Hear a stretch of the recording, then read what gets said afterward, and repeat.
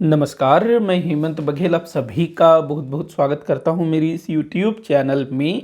छत्तीसगढ़ सामान्य अध्ययन से संबंधित 10 प्रश्नों पर हम लोग डेली डिस्कस कर रहे हैं, जिसका कि ये 16वां भाग है।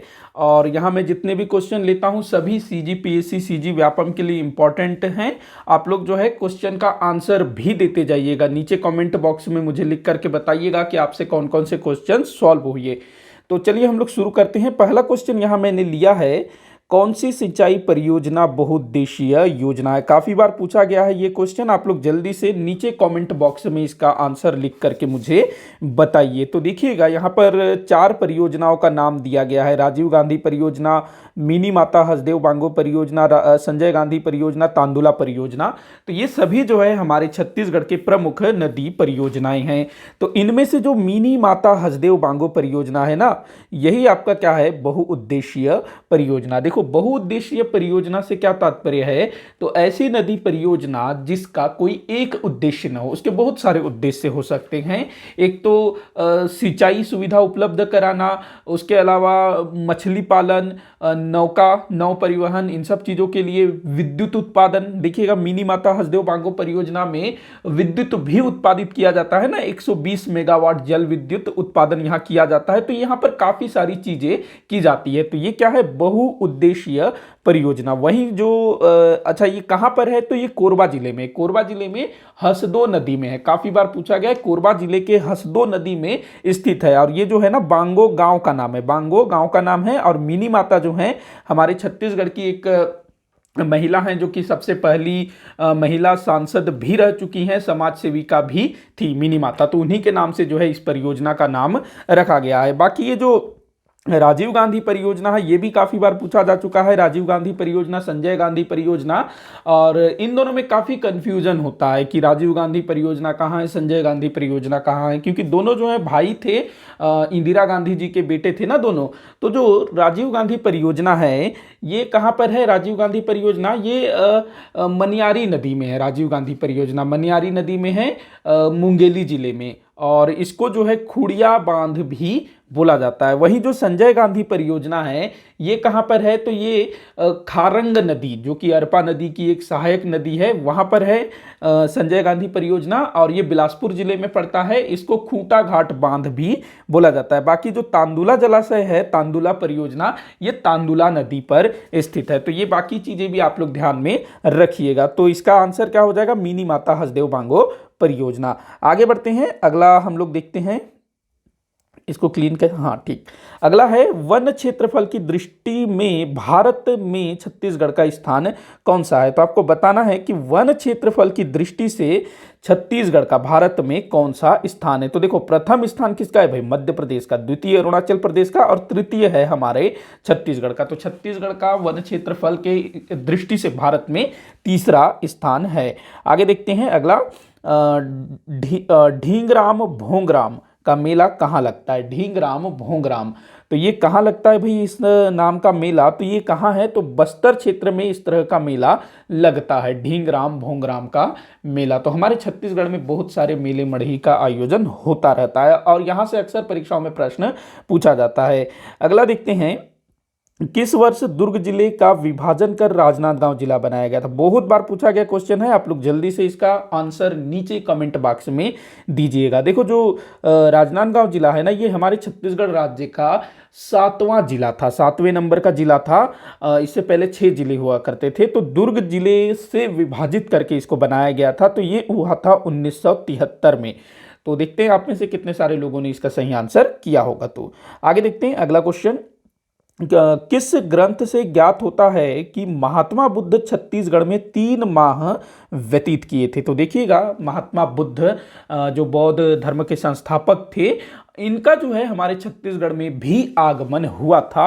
और आपको ये बताना है कि किस ग्रंथ से ज्ञात होता है कि महात्मा बुद्ध छत्तीसगढ़ में 3 महीने तक रहे थे। तो देखिएगा जो अंगुत्तर निकाय है, ये अवदान शतक है, दोनों बौद्ध धर्म से संबंधित ग्रंथ हैं, और इनसे जो है काफी कुछ पता चलता है। लेकिन ये जो अवदान शतक है, इससे पता चलता है कि महात्मा बुद्ध जो हैं दक्षिण कोसल, जो कि हमारे छत्तीसगढ़ को कहा जाता था तथा दक्षिण कोसल की राजधानी श्रावस्ती में 3 महीने तक रहे, ऐसा इस अवदान शतक से पता चलता है। ये आप ध्यान में रखना। बाकी जो सीयू की है ये वेनसोंग की रचना है, जो कि चीनी यात्री था ना वेनसोंग, उसने सीयू की लिखा है। वेनसोंग भी हमारे छत्तीसगढ़ में आया था और उसने जो है इस सीयू की में छत्तीसगढ़ के बारे में लिखा है। छत्तीसगढ़ को उस समय दक्षिण कोसल बोलते थे, कोसल कोसल बोला जाता था, तो उसने क्या लिखा है, कियासलो लिखा है। तो इसका आंसर क्या हो जाएगा, अवदान शतक।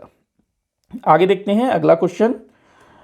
वैदिक काल में छत्तीसगढ़ को निम्न में से किस नाम से जाना जाता था? तो बहुत ही बढ़िया क्वेश्चन है, आप लोग जल्दी से इसका आंसर नीचे कमेंट बॉक्स में करिए।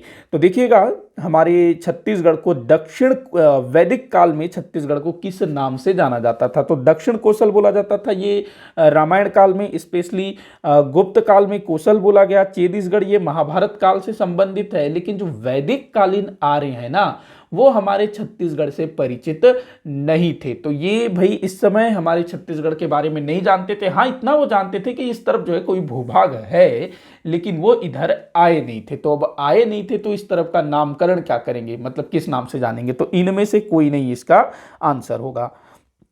आगे देखते हैं, निम्नलिखित कथन को पढ़िए। चलिए कथन पढ़ लेते हैं। इस तरह के क्वेश्चन अब काफी पूछे जा रहे हैं। तो छत्तीसगढ़ में कलचुरी प्रशासन व्यवस्था राजतंत्र पर आधारित थी।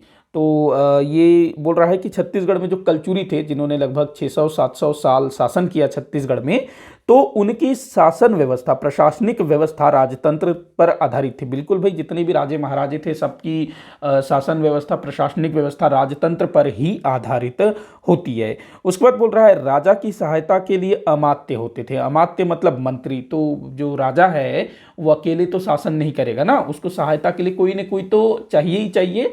तो जो कलचुरी शासक थे उनके समय में अमात्य मतलब मंत्री वगैरह हुआ करते थे, और उनका काम केवल सलाह देना होता था, स्वतंत्र काम नहीं कर सकते थे। राजा ही सब कुछ होता था, बस सलाह देने के लिए अमात्य अवश्य होते थे। सही है ये भी। अगला दिया हुआ, संपूर्ण कलचुरी राज्य गढ़ों में विभाजित था।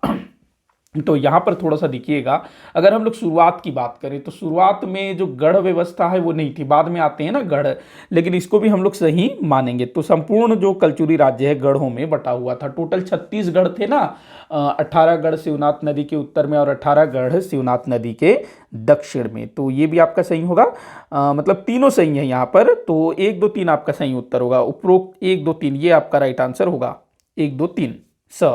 अगला क्वेश्चन देखते हैं, 1935 में रायपुर में आयोजित प्रांतीय शिक्षक सम्मेलन में कौन से राष्ट्रीय नेता का छत्तीसगढ़ में आगमन हुआ था? तो देखिएगा, 1935 में रायपुर में प्रांतीय शिक्षक सम्मेलन का आयोजन हुआ था। पहला चीज आपको ये याद रखना है। और ये 6वें नंबर का प्रांतीय शिक्षक सम्मेलन था। देखो, जो हमारा छत्तीसगढ़ है वो किस प्रांत के अंतर्गत आता था? मध्य प्रांत एवं बरार के अंतर्गत।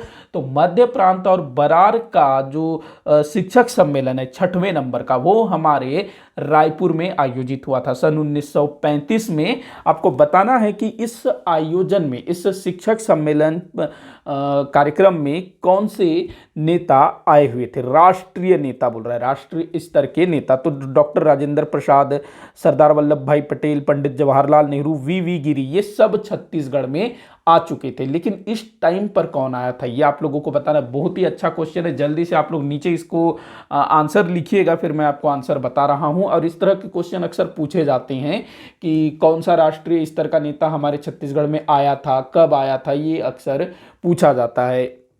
तो देखिएगा, जो डॉक्टर राजेंद्र प्रसाद थे ये असहयोग आंदोलन के समय हमारे छत्तीसगढ़ में आए थे। सरदार वल्लभ भाई पटेल 1940 के आसपास में आए थे। भारत जो कांग्रेस भवन है, कांग्रेस भवन रायपुर का, उसका उद्घाटन इन्होंने किया था। वी गिरी ये जो राजनांदगांव में जो मिल मजदूर आंदोलन हुए थे ना, तो उस समय छत्तीसगढ़ में आए थे। और ये जो पंडित जवाहरलाल नेहरू जी हैं, यही आए थे भाई इस प्रांतीय शिक्षक सम्मेलन कार्यक्रम में सम्मिलित होने के लिए। तो आंसर क्या हो जाएगा? पंडित जवाहरलाल नेहरू। आगे देखते हैं इस वीडियो का। अच्छा, ये 9वां क्वेश्चन है ना। हाँ, कंडेल नहर सत्याग्रह का कारण क्या था? काफी बार पूछा गया है ये क्वेश्चन, जल्दी से आप लोग नीचे आंसर बताइए। तो देखिएगा, जो कंडेल नहर सत्याग्रह, सबसे पहले तो ये नहर सत्याग्रह है, ये भी आप लोगों को ध्यान रखना है, क्योंकि हमारे छत्तीसगढ़ में बहुत सारे जंगल सत्याग्रह हुए हैं। और ये नहर सत्याग्रह, नहर मतलब पानी से रिलेटेड, तो बोला जा रहा है नहर कर लगाना, नहीं इससे संबंधित नहीं था। हालांकि कारण एक ये भी था नहर कर, लेकिन मुख्य कारण ये नहीं था। जो अंग्रेजों ने नहर कर लगाया उससे किसानों को कोई दिक्कत नहीं थी, मतलब जो नहर से पानी को यूज करेगा उसको कर देना होगा। किसानों ने बोला कि भाई हमको पानी की जरूरत नहीं है, जब हमको जरूरत होगी हम लेंगे, यूज करेंगे और देंगे कर, ठीक है कोई दिक्कत नहीं है अपने को, बोला किसानों ने। तो नहर कर यहाँ कारण नहीं था। भूमि कर में वृद्धि, भाई ये तो नहर कर से संबंधित है तो भूमि कर कहाँ से आ जाएगा। जंगल कानून भी नहीं है। अब देखिए ये बच जाता है बिना अनुमति नहर के उपयोग पर जुर्माना। देखिए क्या था कि जो अंग्रेज थे ना, उन्होंने इस क्षेत्र में नहर तो बना लिया, लेकिन किसानों ने बोला कि भाई हमको अभी नहर से पानी लेने की जरूरत नहीं है। लेकिन जो अंग्रेज थे वो जबरदस्ती बोल रहे थे नहीं भैया तुमको पानी लेना पड़ेगा, लेकिन किसान जो है मना कर रहे थे। ऐसे में अंग्रेज यहाँ पर क्या करते हैं, एक दिन नहर का पानी किसानों के खेतों में छोड़ देते हैं और दूसरे दिन किसानों के ऊपर आरोप लगाते हैं कि तुमने जो है बिना हमसे अनुमति लिए नहर के पानी का उपयोग किया है, तो उसका तुमको जुर्माना देना होगा। तो इसी चीज से जो है विवाद खड़ा हो जाता है और इसी से फिर ये जो सत्याग्रह है कंडेल नहर सत्याग्रह ये शुरू हो जाता है। तो क्या कारण था, बिना अनुमति नहर के उपयोग पर जुर्माना। आगे देखते हैं इस वीडियो का आखिरी क्वेश्चन, प्रज्ञागिरी पहाड़ी कहाँ स्थित है। देखिएगा ये ना काफ़ी आजकल न्यूज़ में काफ़ी आ रहा है प्रज्ञागिरी पहाड़ी। मैंने कुछ दिन पहले जो रोजगार समाचार जो पेपर होता है ना, उसमें भी इस पर एक आर्टिकल छपा हुआ था, तो इसको काफ़ी मतलब आजकल दे रहा है न्यूज़ में, तो इससे प्रश्न पूछा जा सकता है। तो प्रज्ञागिरी पहाड़ी कहाँ पर स्थित है ये आप लोगों को बताना है। तो देखिएगा राजनांदगांव जिले में स्थित है, ये तो पक्का है क्योंकि सब स्थान यहाँ पर राजनांदगांव से रिलेटेड है, बस सारंगगढ़ को छोड़ करके जो कि रायगढ़ में है।